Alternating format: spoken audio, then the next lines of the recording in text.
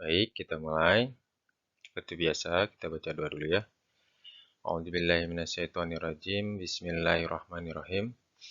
Raditu billahi rabba wa bil islami dina wa bil muhammadin nabiyyi wa rasula. Rabbi zidni ilman warzuqni fahman.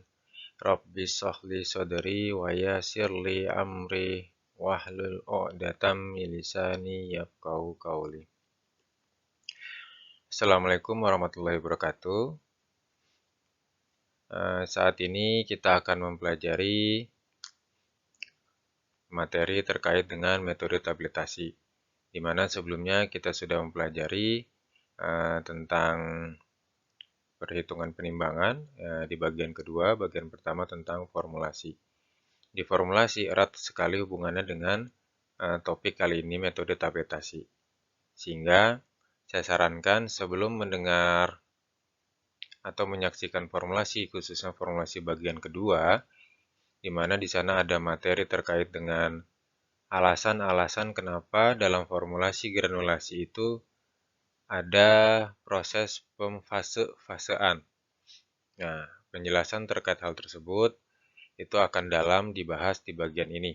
Setelah ini paham, kalian akan jauh lebih mudah memahami materi formulasi bagian kedua.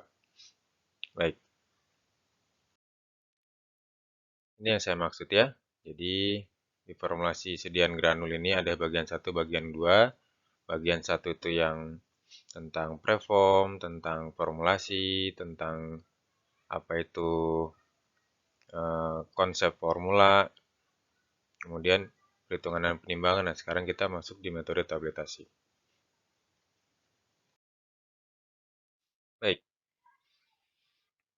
Intisari dari metode tabletasi, kita harus paham terlebih dahulu pengantarnya, yaitu siklus tabletasi.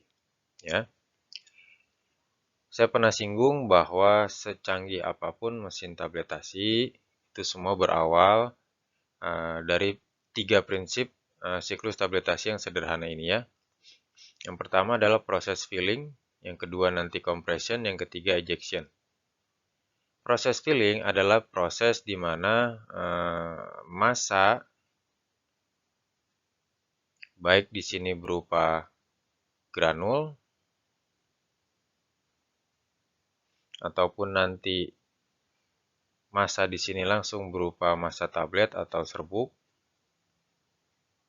Yang kita tahu ini metodenya adalah gempa langsung, yang ini adalah metode GB atau GK. Saat proses pencetakan dilakukan, massa granul atau massa serbuk yang nanti akan menjadi massa tablet itu ditampung di hopper ya. Yang bentuknya seperti sepatu ya. Di sini bagian atasnya seperti cerobong, dimasukkan ke dalam sini. Kemudian alat mulai berjalan pada saat diaktifkan. Mekaniknya adalah awalnya posisi ada di sini, hoppernya. Kemudian ketika alat dijalankan, mekanismenya dia berjalan ke depan. Bagian sini ada lubangnya, seperti yang kalian lihat. Pada saat mereka bergerak ke depan, mereka melakukan proses filling, proses pengisian ruang kempa dengan massa granul atau massa tablet. Nah, di sini yang punya tugas untuk menjamin jalannya proses filling baik atau tidak, itu adalah glidan. Contoh yang paling umum dan lazim adalah talkum atau bedak. Nah, sebelum saya lanjut ke siklus berikutnya, di sini saya ingin memberikan pemaparan sedikit terkait kenapa atau apa alasannya di dalam formulasi, khususnya metode granulasi, ada pemfase-fasean. Jadi, pada saat kita merancang formula, itu di tahap pembelajaran ada proses pemisahan fase dalam dengan fase luar ya. Fase dalam nanti yang akan jadi massa granul atau inti tablet. kita sebutnya granulat. Nah, fase luar ini saya sih menyebutnya, kalau fungsinya, fungsi fase luar itu yang utama adalah memperlancar proses terjadinya atau proses tabletasi, pencetakan tablet. Selain nanti fungsi yang kedua adalah itu sebagai penghancur luar.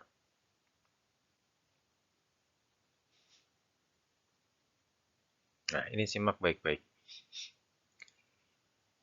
Ketika melakukan proses tabletasi menggunakan metode granul, baik GB ataupun GK, dari masa granul, ketika kita selesai menyelesaikan pembuatan fase dalam, maka kita akan memperoleh granul-granul.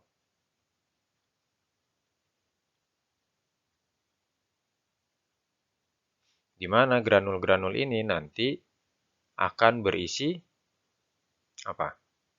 Seluruh komponen fase dalam. Dari mulai zat aktif, pengikat, penghancur, dan pengisi. Yang umum ya. Jadi di setiap granul akan berisi seluruh komponen fase dalam. Maka dari itulah fase dalam disebut ya masa granulat. Kemudian pada saat dia ingin naik cetak, ingin dibentuk menjadi sediaan tablet, masa granul ini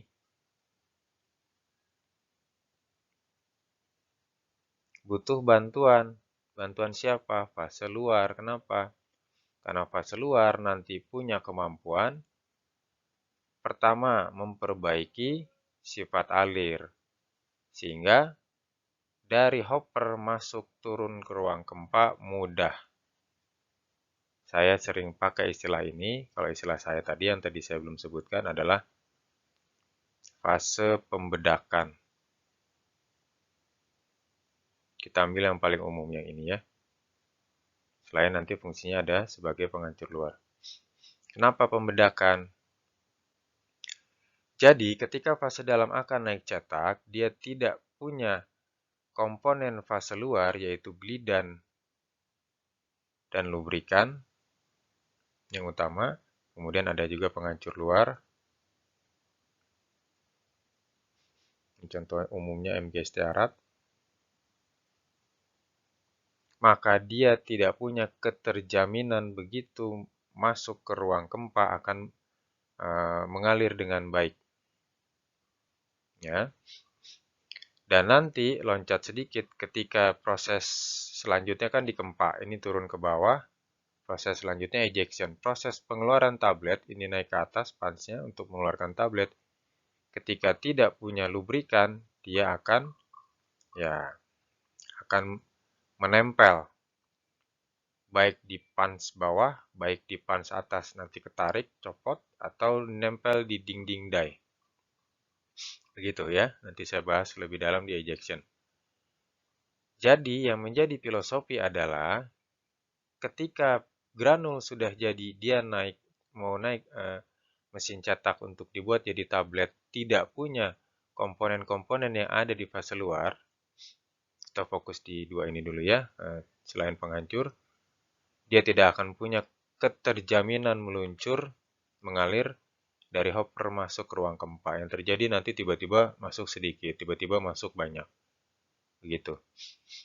Nah, untuk menjamin fungsi dia sebagai bedak, menurut kalian, dia harus masuk di fase dalam atau dia harus, atau begini, dia harus berada di dalam granul atau dia harus berada di luar granul? Kelihatan tidak nih? Nah, seperti ini. Dia berada di luar granul atau dia ikut berada di dalam granul? Kalau dia ingin punya fungsi sebagai pembedak atau yang nanti memudahkan untuk meluncur. Nah, itu filosofinya. Seperti contohnya mochi ya, supaya tidak menempel kan, tepungnya bukan di adon barengan sama mochinya, tapi setelah jadi mochi, baru tepungnya dibalur di bagian luar. Pahami dulu baik-baik fungsinya, baru nanti paham filosofinya. Jadi sekali lagi, untuk memastikan tugas dia sebagai zat yang mampu memudahkan jalannya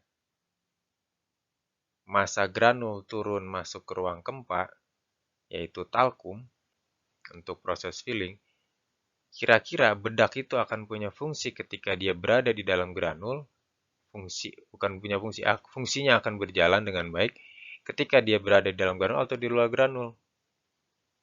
Iya, berada di luar granul. Sama kayak main kerambol ya. Main kerambol itu supaya jalan biji kerambolnya supaya jalannya kencang, licin, itu kan bedaknya ditaruh di luar kerambol. Bukan bedaknya diformulasikan masuk dalam satu adonan dengan biji kerambolnya. Kalau tidak, apa yang terjadi? Iya, dia tidak akan berfungsi sebagai agen yang mampu memperbaiki sifat alir. Di situ paham ya? Nah, karena fungsinya dia harus berada di luar, membedaki, jadi itulah kenapa dia tidak mungkin masuk di fase dalam. Makanya dia harus berada di luar. Kalau dia sama-sama di adon jadi fase dalam, ya sama saja tidak akan ada nanti kemampuan dia sebagai bedak. Apalagi kalau kita bicara fase dalamnya metode GB. Kenapa? Di GB ada proses pembasahan. Menurut kalian mandi dulu apa pakai bedak dulu?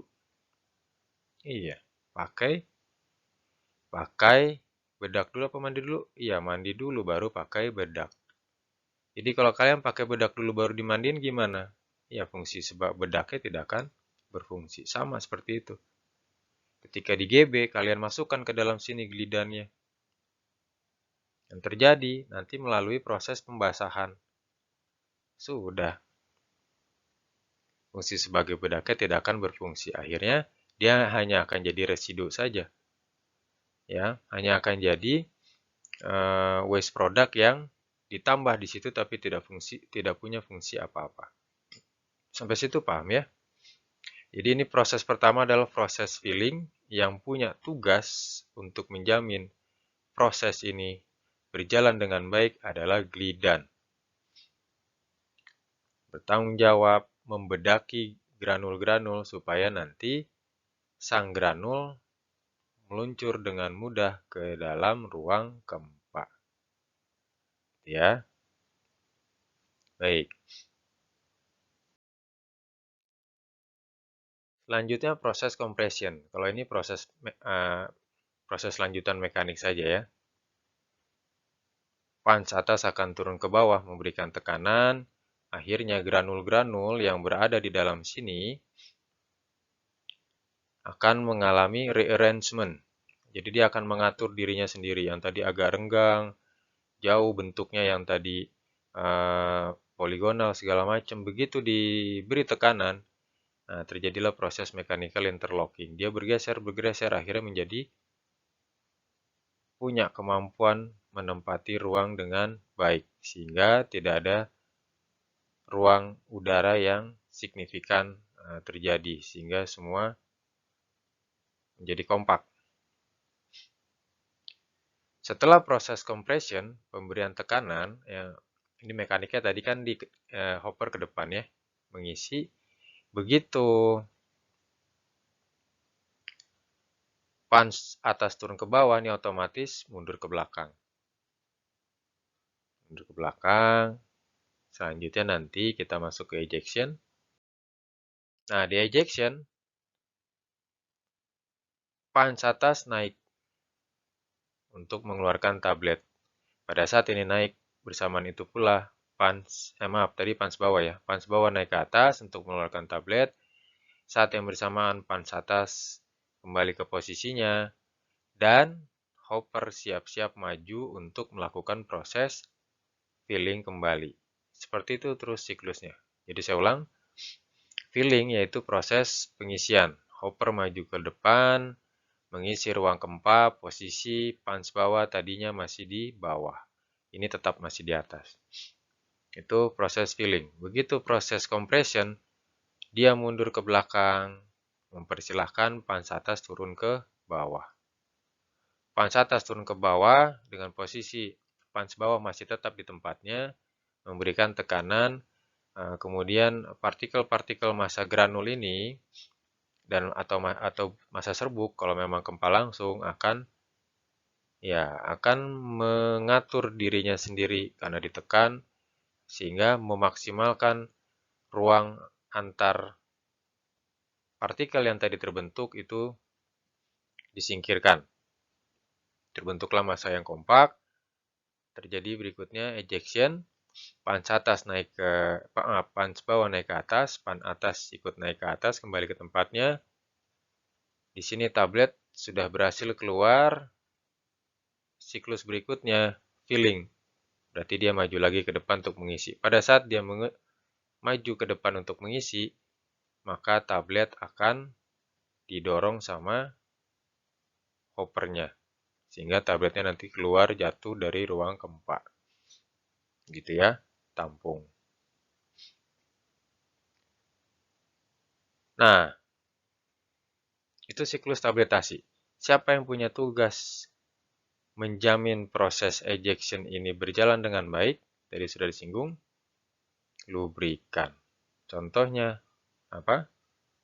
Mg stearat. Kalau untuk konsentrasi, itu setiap formulator punya kebijakan masing-masing ya. Yang penting tidak keluar dari konsentrasi yang lazim yang sudah ditetapkan. Biasanya kita carinya di Handbook of Pharmaceutical Excipient (HOP). Di sini lubrikan punya tugas untuk apa? Menurunkan gaya adesi. Ingat adesi, tarik-menarik beda jenis. Ini diturunkan.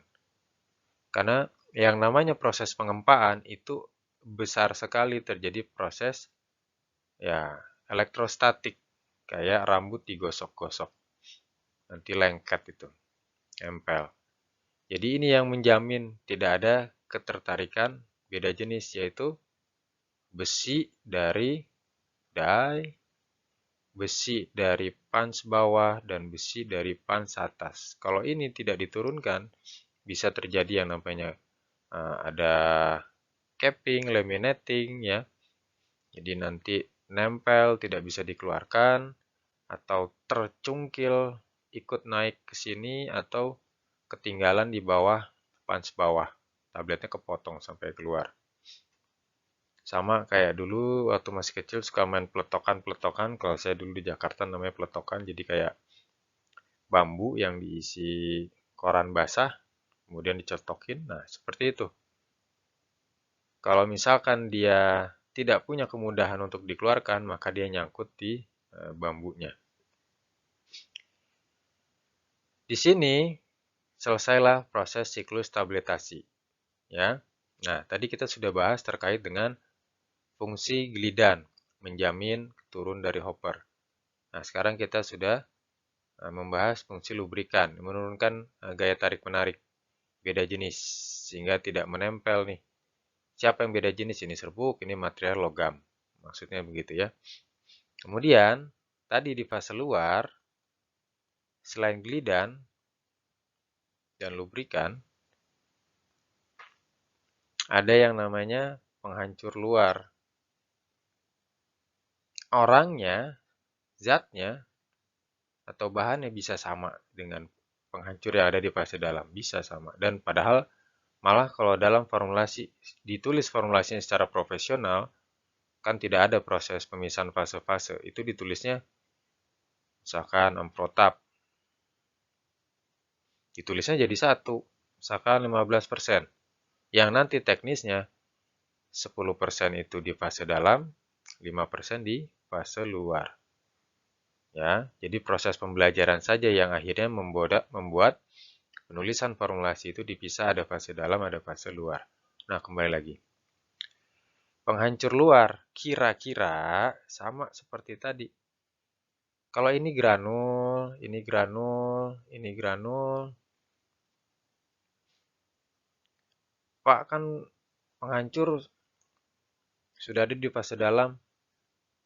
Udah aja jadiin satu semua, tidak perlu ada yang ikut-ikut di fase luar. Nah, sekali lagi, filosofinya seperti ini. Kalau tidak paham, jatuhnya nanti menghafal.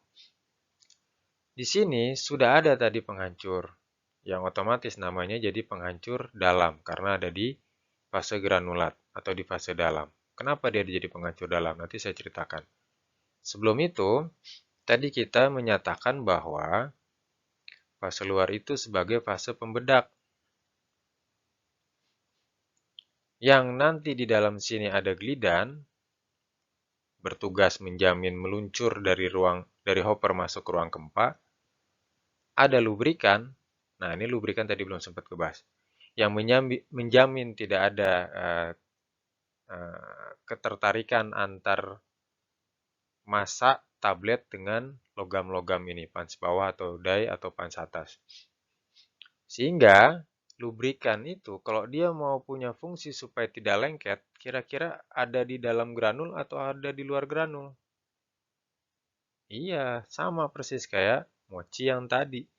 Kalau mochi-mochi supaya tidak lengket antar mochi, kira-kira tepung kanjinya itu diadon barengan sama mochinya atau di luar? Di luar, supaya dia tidak saling menempel. Nah, itu alasan setelah tadi alasan glidan, kenapa harus di fase luar. Barusan adalah alasan kenapa lubrikan pun harus ada di fase luar. Semata-mata semua proses pemisahan fase untuk menjamin fungsi dari masing-masing komponen menjalankan tugasnya dengan baik. Ini fungsinya tadi kita sudah tahu, ini fungsinya sudah tahu. Nah, kalau sudah tahu fungsinya, kita yang tinggal atur. Wah, ini kalau di dalam glidan, bagaimana dia mampu membuat granul-granul nanti meluncur dengan mudah. Sama, lubrikan juga kalau dia masuk di dalam granul, di dalam granul atau di dalam mochinya, bagaimana nanti saya bisa menjamin antar mochi ini tidak lengket. Paham ya? Baru sekarang penghancur. Penghancur yang sudah ada di dalam dijadikan satu aja, Pak. Tidak perlu ada penghancur yang di luar. Semua masukin saja. Nah, sama jawabannya adalah tugas dan fungsinya. Jadi kalau ini sudah jadi tablet, penghancur itu mesti hidrofil. Sehingga dia punya kemampuan untuk mengundang air, bahasa saya. Mengundang air masuk ke dalam matriks tablet. Ketika ini kita bicara yang fasenya dipisahkan. Ketika penghancur ada di fase luar dan ada juga penghancur kita bisa di fase dalam, kita lihat fungsinya berjalan masing-masing dengan baik atau tidak. Ketika ini semua sudah terbedaki dengan fase luar, otomatis nanti yang akan terpapar ke permukaan adalah fase luar duluan. Ya, ini kan nanti ada yang paling atas. Sehingga seluruh permukaan ini nanti akan dikelilingi oleh, akan ditempati oleh fase-fase luar dari bagian luar setiap granul. Di mana fase luar itu ada penghancur yang posisinya ada di luar granul. Fungsinya apa? Mengundang air karena suka air dia. Air masuk, yang terjadi apa? Yang tadinya bentuk tablet utuh, ya, udah dikempak rapi, pecahlah dia jadi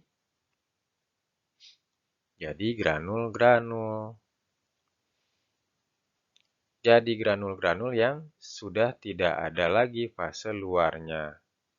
Kenapa? Karena tadi fase luar sudah mengundang air masuk, sehingga fase luar yang tadi membedaki granul-granul, apa istilah mudahnya tercuci ya sama cairan lambung. Ketika dia sudah tercuci, tinggal jadi granul saja. Belum selesai proses liberasinya. Ingat, kalau di farmasetika, tahap-tahap itu tidak dimulai dari A ya, bukan atme, tapi ada L, latme.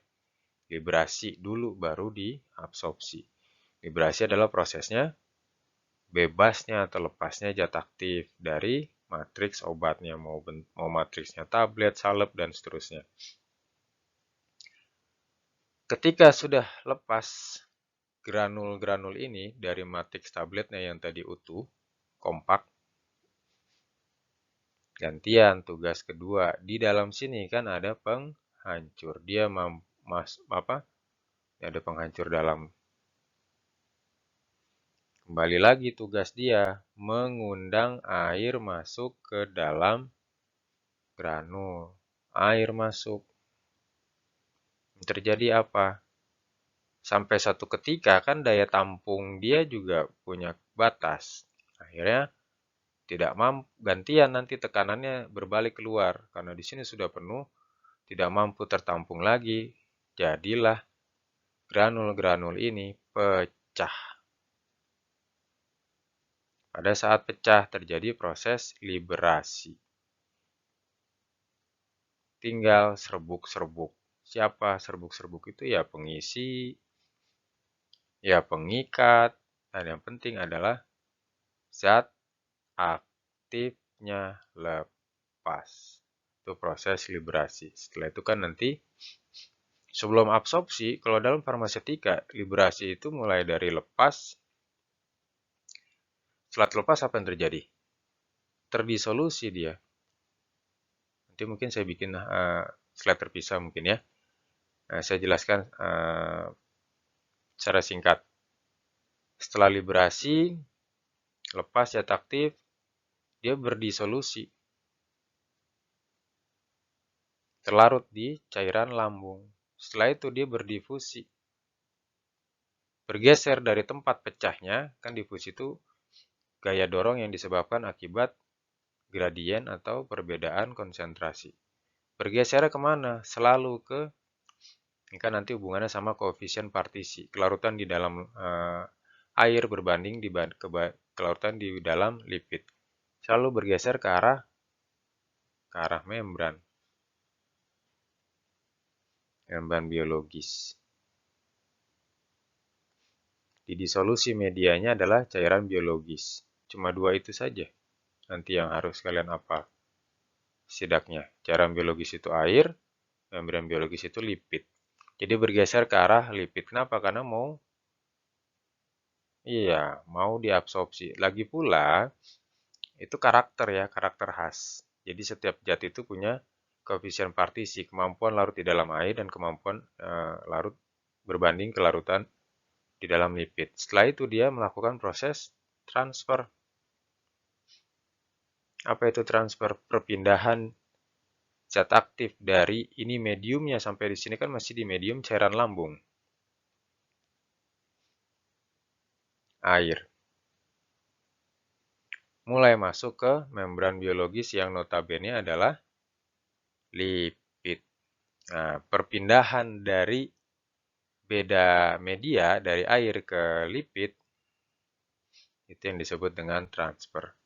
Sudah masuk, akhirnya dia mampu melewati membran. Nah, disitulah terjadi proses absorpsi. Kan dia sudah masuk di absorpsi. Lanjut ke distribusi, metabolisme, dan ekskresi. Seperti itu ya. Jadi sekali lagi, kalau penghancurnya semua dijadikan masuk, disatukan jadi masuk semua di fase dalam, yang terjadi apa? Pada saat berbentuk tablet, ya, hanya ada di fase luar itu hanya ada berapa apa jadinya? cuma ada glidan dan lubrikan, tidak ada penghancur luar, maka tablet akan punya kemampuan pecah jauh lebih lama. Kenapa? Karena dia harus, ya jadi setiap granul akan perebut untuk memecahkan dirinya sendiri-sendiri terlebih dahulu. Beda halnya ketika di seluruh permukaan tablet, itu kita sudah siapkan pasukan-pasukan yang nanti punya kemampuan mengundang air masuk. Nah, itu fungsinya, ya. Fungsi penghancur luar sehingga dia harus berada di garda terdepan, di bagian permukaan. Sehingga nanti dia yang langsung akan terpapar dengan permukaan dengan cairan lambung. Paham ya? Saya kalau mau jelaskan panjang lebar takut nanti videonya lama kayak yang Farpis akhirnya satu mata kuliah jadi banyak video yang harus saya buat. Nanti tinggal diulang lagi ya. Baik, kalau sudah paham fungsi-fungsi dari setiap komponen, kita jadi paham kenapa dia harus ada duluan di fase dalam, kenapa dia harus adanya nanti di fase luar. Jadi harapannya setelah mendengar ini, kalian mendengar yang formulasi itu jauh lebih mudah untuk pemahaman. Nah, kalau ke bawah, maksudnya ke bawah dari slide ini sampai slide terakhir, ini hanya menceritakan siklusnya ya. Jadi supaya tahu kenapa di GB itu akhirnya bukan kita yang membuat persyaratan, tapi memang prosedur ini yang akhirnya membuat ketentuan kenapa zat aktifnya harus stabil di kondisi tertentu sesuai prosedurnya. Ada proses, saya catat dulu ya. Karena akan ada melalui proses pembasahan dan tidak mungkin basah-basah dicetak. Lagi pula ada persyaratan kadar atau kandungan air atau kelembaban. Itu ada proses pengeringan.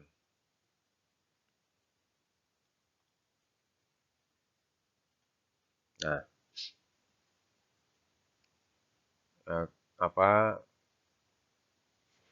kita mulai ya. Jadi pertama itu ada proses mixing. Di sini mixing, di sini terjadi proses penggerusan zat aktif ya dengan apa? Baru dia aktif saja. Kemudian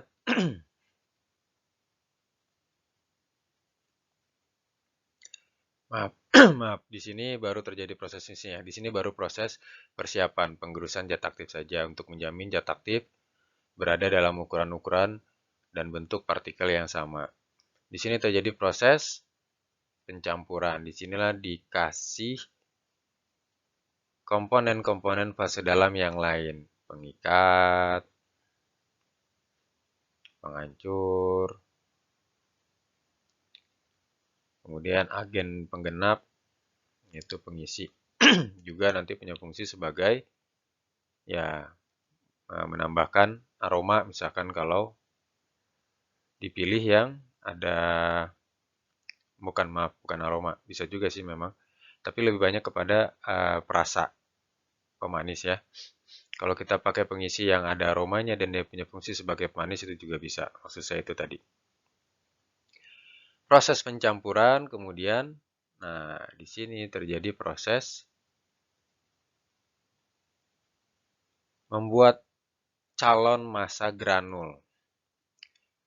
Penambahan pengikat. Jangan lupa di GB ada dua cara untuk melakukan proses ikatan partikel supaya dia jadi granul. Yang pertama adalah cara basah, diikuti dengan cara kering. Nah, ini kalau yang metodenya menghafal, karena cara kering berarti tidak ada proses pembasahan. Tidak. Tetap ada proses pembasahan orang kita sedang membahas granulasi basah. Nah, kalau cara basah, contoh PVP dengan etanol. Sekali lagi, ya jangan lupa, karena kalian praktikumnya daring, jadi harus paham. Kalau melakukan, itu mungkin ketolong dari, karena sudah melakukan sini jadi ingat. Ini dibuat larutan dulu. Jadi PVP-nya dan etanolnya itu dibuat jadi larutan. Jadi nanti di sini jadi larutan pengikat.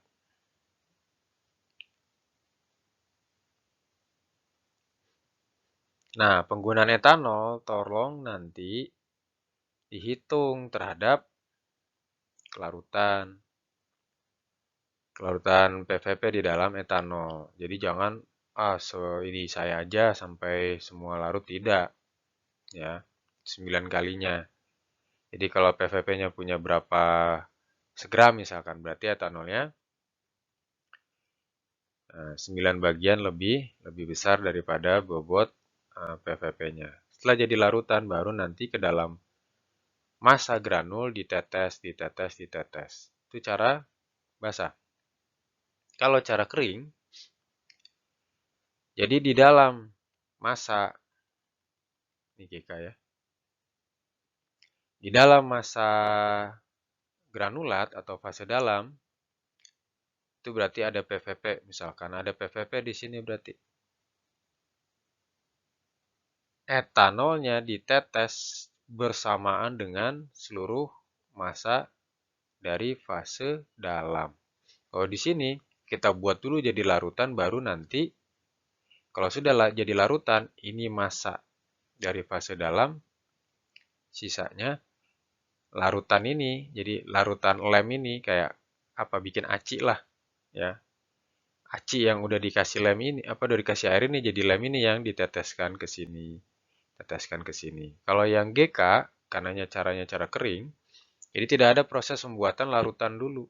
Yang terjadi adalah seluruhnya sudah ada di sini, fase dalamnya, termasuk penghancurnya sudah ada di sini.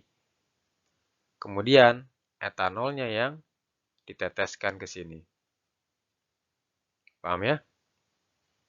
Itu cara kering, ini cara basah. Setelah jadi massa kalis, baik cara kering, cara basah, kemudian dilakukan proses pengayakan supaya ukurannya nanti seragam. Lanjutkan. Pada saat sudah jadi granul, karena sudah di mass, ukurannya jadi tertentu, besaran apa ukuran partikelnya, biasanya kita pakai mass 60. Nah, ini mah opsional ya. Contohnya fluid bed dryer kita dulu punya, tapi alatnya sudah rusak. Nah, kita pakai oven untuk menjamin di sini kadar airnya kurang sama dengan 2-3%. Sekali lagi ada masap yang paling banyak memang masap 2%. Tapi ada masap paling sedikit 3%. Kenapa saya tulis 3%? Karena realitanya kebetulan lab kita itu agak lembab ya di bagian di belakang gedung, jadi mendapat 3 saja itu sudah bagus. Oke, kemudian setelah terjadi proses pengeringan dan sudah memenuhi persyaratan kelembabannya pakai alat moisturizer balance, analytical balance, apa yang terjadi? Iya, kita ayak sekali lagi karena mungkin pada saat pengeringan yang terjadi antar granul cepal nempel-nempel, jadi si granul-granul ini ada yang membesar volume fisiknya karena nempel ya, karena tadi basah. Waktu sebelum itu cepal ya, jadi besar-besar. Nah, kemudian diayak kembali, baru ini mau naik cetak nih. Ketika naik cetak, bertanyalah diri sendiri, masa dalam, waduh, kita tidak punya orang-orang atau pasukan yang punya kemampuan memperbaiki sifat alir kita turun ke ruang kempa dengan baik. Kita tidak punya kemampuan untuk menjamin, itu gasa gelidan, untuk menjamin tablet dikeluarkan dari ruang kempa dengan baik, itu tugas lubrikan. Baru di sini terjadi proses penambahan fase luar, lubrikan, gelidan, sama satu lagi penghancur ya. Dicetak, selesailah proses tabletasi dengan cara GB. Jadi sebagai catatan ada proses wetting di sini, pembasahan. Ada proses drying di sini, proses pengeringan. Dua proses ini yang akhirnya tidak perlu dihafal, kita jadi paham, oh pantes, makanya untuk GB saya tidak bisa sembarang pilih zat aktif, tapi zat aktif yang punya kemampuan tahan terhadap air, tahan terhadap pemanasan. Kalau tidak, bagaimana nasibnya? Sudah di sini nanti terurai, terhidrolisis. Kalau misalkan dia tidak tahan air. Tidak tahan panas sama, ya. Termolabil berarti dia. Di sini juga terurai pada saat proses pemanasan. Sekali lagi di sini kita pakainya oven ya.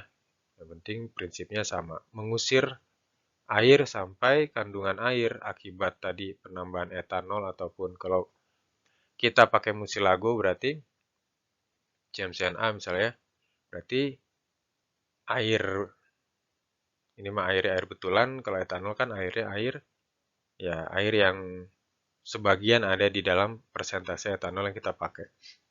Etanolnya etanol 70% ya. Paham sampai sini? Itu siklus atau cara kerja dalam proses pembuatan tablet dengan metode granulasi basah.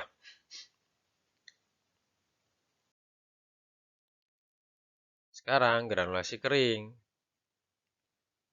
Lagi-lagi tidak perlu dihafal. Zat aktifnya harus punya kemampuan stabil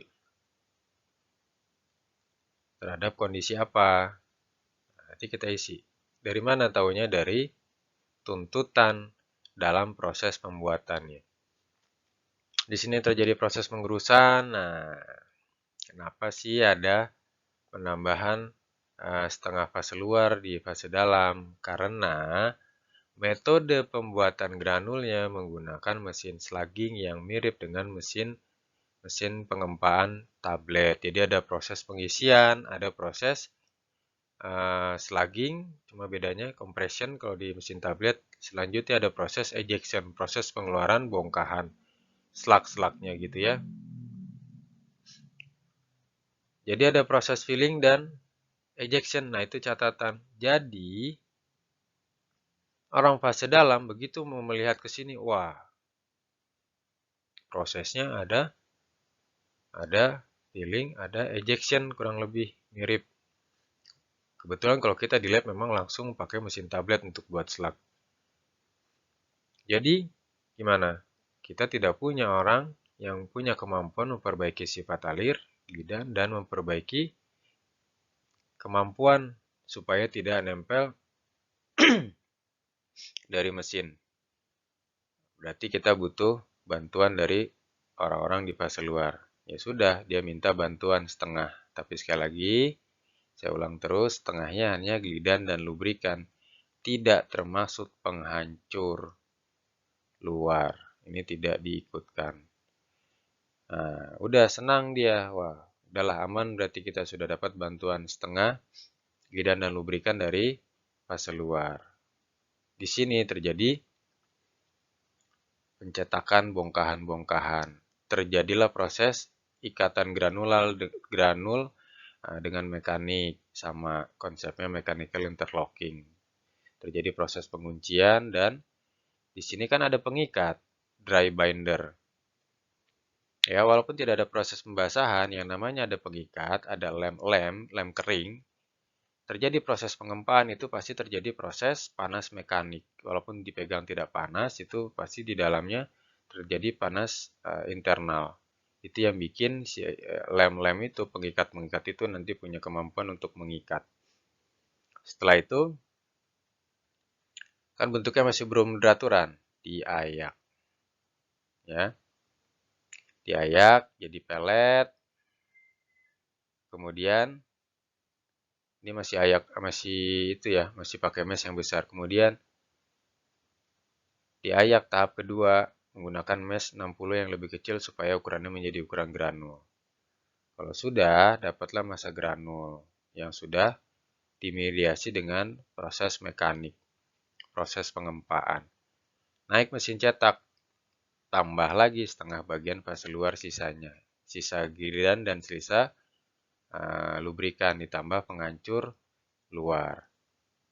Naik cetak, selesai, keluar tablet dengan metode granulasi kering. Nah, ini sebagai catatan, ada proses slugging untuk proses pembuatan granulnya, sehingga zat aktifnya tertuntut sendiri ketika mau jadi GB, mau melakukan proses granulasi dengan cara GK, tertuntut sendiri zat aktif tersebut harus yang tahan tekanan secara mekanik, tidak ada perubahan, tidak terurai maksudnya, seperti asidum asetil salisilicum ya, asetosa. Itu kalau kalian ingat dulu di praktikum kimia mungkin ya. Senyawa ini kalau kalian gerus, nanti tiba-tiba basah dan keluar bau sama setat. Nah, itu bukti kalau dia tidak stabil dengan mekanik. Dan nanti yang tersisa tinggal jarum-jarum. Ini salisilatnya. Awalnya meserbuk, tidak kelihatan. Itu GK. Paham ya? Jadi, stabilitas zat aktif itu mau tidak mau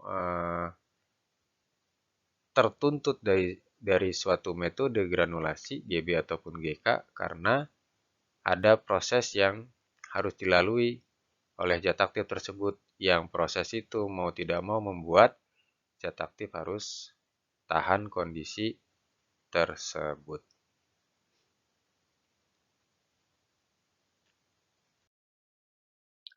Nah, terakhir kempal langsung, mekanismenya sederhana, semua tinggal digerus, zat aktif digerus, semua tinggal campur, kemudian cetak, selesai. Penjelasannya, kenapa di kempal langsung tidak ada proses pemfase-fasean, tidak ada pemfasean, pemisahan fase dalam dan fase luar. Sudah bisa kejawab berarti sekarang ya? Betul. Karena tidak menuntut prosesi seperti yang ada di proses granul, tidak menuntut membentuk dirinya menjadi granul dulu, ya, dan tidak menuntut untuk naik mesin cetak 2 kali. Ini kan cuma sekali. Sehingga yang terjadi, mekanismenya bagaimana? Ya sudah, ini semua adalah komponen zat aktif, pengisi. Tidak ada pengikat ya, karena tidak menggunakan metode granulasi. Penghancur. Nah, nyatanya di sini ada glidan dan ada lubrikan, yang artinya sebetulnya komponen fase luar mah ada. Komponen fase dalam juga ada. Minus pengikat saja, dan penghancur memang tidak dipisah. Ada dua-duanya, fase dalam dan fase luar, tapi mekanismenya tidak menuntut dia harus dipisah. Ada fase ini. Kalau dipisah malah jadi, ya kita kritisi saja. Kalau dipisah buat apa? Ini duluan, ini ditambahnya nanti. Toh dicetaknya sekaligus naik mesin cetak sama-sama. Kalau ini duluan, naik mesin cetak. Tetap dia nanti akan bertanya, saya tidak ada yang punya kemampuan membedaki diri. Jadi nanti yang dibedaki, kalau yang tadi granul, ini yang dibedaki siapa? Iya, serbuk-serbuk ini. Meskipun nanti yang dibedaki adalah zat aktif dan yang lain. Ya, maaf, glidan bisa membedaki lubrikan, lubrikan bisa kan kalau yang ini mah nanti membedaki semua. Ini membedaki ini membedaki ini membedaki ini. Begitu pula dengan glidan. Glidan akan bisa membedaki ini, membedaki ini, membedaki ini, dan membedaki ini. Gitu. Jadi kalau mau dipisah-pisah fase dalam buat apa sekali lagi? Karena begitu fase dalam mau naik cetak, dia pasti minta bantuan. Siapa nih yang punya kemampuan memperlancar sifat alir, ejection? Oh, tidak ada. Ya sudah, kita minta bantuan saja. Tidak juga diminta setengah-setengah. Kenapa? Karena prosesnya sekali jalan. Nah, itulah alasannya tidak ada pemfase-fasean di kempal langsung. Meskipun sekali lagi juga ada komponen fase dalam dan fase luar di masing-masing metode tabletasi mau GB, mau GK, mau KL. Jadi kata kunci akhirnya adalah pemfasean terjadi karena tugas dan fungsinya. Tugas dan fungsi dari masing-masing komponen itulah yang akhirnya memaksa kita sebagai formulator, oh ini harus di dalam, oh ini harus di luar, oh ini tidak mesti ada dalam, tidak mesti ada luar, langsung cetak. Paham ya? Gitu. Jadi yang terjadi ketika gempa langsung, ini semua akan saling membedaki, ini membedaki ini semua. Tidak apa-apa, walaupun yang terbedaki bukan hanya zat aktif. Sehingga begitu terjadi pengempaan, tetap nanti fase luar yang akan ada atau kontak berada di seluruh permukaan. Gitu ya. Nanti penghancur karena tidak berbentuk granul, ya sudah penghancur yang ada di sini yang tidak dipisahkan ya langsung aja dia akan menarik air. Masuk, pecah langsung berbentuk serbuk. Nah, itu bedanya. Kalau granulasi pecah jadi granul dulu, kalau gempa langsung pecah langsung vibrasi dia. Karena zat aktifnya langsung lepas sendiri-sendiri. Kalau ini pecah jadi granul dulu. Dari granul harus pecah lagi baru bisa jadi serbuk. Begitu materi dari saya terkait dengan metode tabletasi. Harapannya kalian jadi mudah untuk memahami. Kebetulan juga semester panjang, semester reguler, kita masih sempat belajar teorinya di kelas. Terima kasih. Seperti biasa, sebelum kita akhiri, kita tutup dengan membaca doa tutup majelis. Subhanakallahumma wa bihamdika asyhadu an la ilaha illa anta astaghfiruka wa atubu ilaihi. Mohon maaf jika dalam pemaparan ada kekeliruan dan kesalahan. Kekeliruan dan kesalahan pasti murni datangnya dari saya. Mohon saya diberikan masukan. Silakan hubungi saya. Kemudian, jika ada yang benar, itu semata-mata atas izin Allah dan mutlak milik Allah, bukan milik siapa-siapa. Kita tutup dengan mengucapkan hamdalah. Alhamdulillahirrabbilalamin. Sampai bertemu lagi, sehat selalu. Salam buat keluarga. Billahi taufiq wal hidayah. Assalamualaikum warahmatullahi wabarakatuh.